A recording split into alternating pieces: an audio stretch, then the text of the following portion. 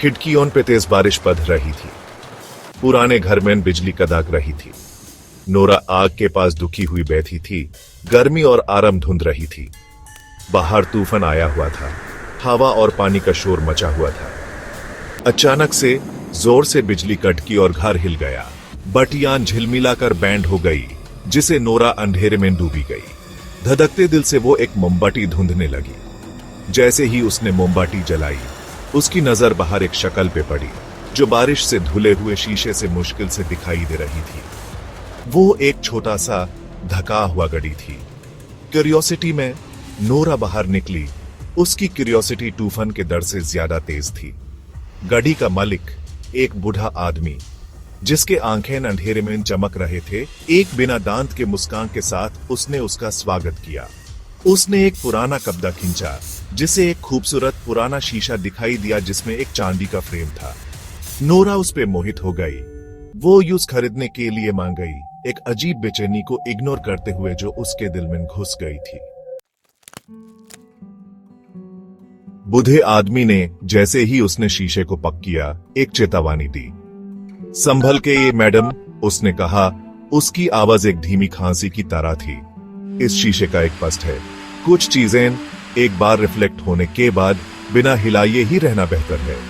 Nora हालांकि थोड़ी घबरा गई थी, लेकिन उसने उसके शब्दों को एक बूढ़े आदमी की बकवास समझकर टाल दिया, जो अपने सामान का मुंह बढ़ाने की कोशिश कर रहा था। वो शीशे को घर ले आई और यूस अपने लिविंग रूम में रख दिया।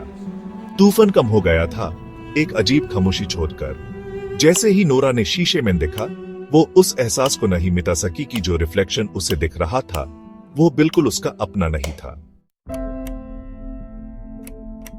उस रात बाद में बिजली के अचानक बंद होने से नोरा की नींद खुल गई। कमरा अंधेरे में डूबा हुआ था। रोशनी का इकलौता जरिया खिड़की से चांदनी की किरण थी। वो बिस्तर पर बैठ गई। उसका दिल जोर से धड़क रहा था। जैसे ही उसकी आंखों को अंधेरे की आदत हुई, उसने शीशे को देखा। ऐसा लग रहा था मानो उसमें से एक हल्की चांदी जैसी रोशनी निकल रही हो। लेकिन जिस चीज ने उसे डरा दिया वह था रिफ्लेक्शन। वो उसका अपना नहीं था। यह एक परछाई जैसा फिगर था, जिसके फीचर्स धुंधले और अस्पष्ट थे, लेकिन उसकी आंखें एक बुरी रोशनी से चमक रही थीं। अगले कुछ दिनों में अजीब घटनाएं जारी रहीं। नोरा चीजों को हिला हुआ पाती, फुसफुसाहट सुनती जब आसपास कोई नहीं होता। शीशे में उसका प्रतिबिंब और भी विकृत होता गया। छायादार आकृतियां और अधिक परिभाषित होती गईं। एक रात वह देखे जाने की स्पष्ट भावना से जागी। उसने शीशे की ओर देखा और हाँफने लगी। यह अब उसका अपना प्रतिबिंब नहीं था, बल्कि छायादार आकृतियों का एक झुंड था। उनकी आंखें गर्म अंगारों की तरह जल रही थीं। उनके रूप धुएं की तरह घूम रहे थे। फिर जैसे ही वे प्रकट हुए, आंकड़े गायब हो गए। कमरा एक अप्राकृतिक खामोशी में डूब गया। नोरा, उसका दिल उसके कानों में तेज हो रहा था। वह लड़खड़ाती हुई शीशे की ओर बढ़ी।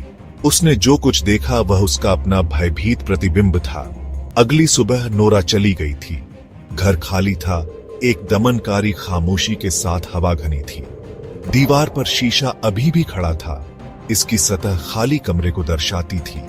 नोरा की उपस्थिति का एकमात्र प्रमाण बालों का एक किनारा था, जो प्राचीन दर्पण के अलंकृत चांदी के फ्रेम पर लगा हुआ था, जो अब खुली खिड़की से हवा में धीरे से लहरा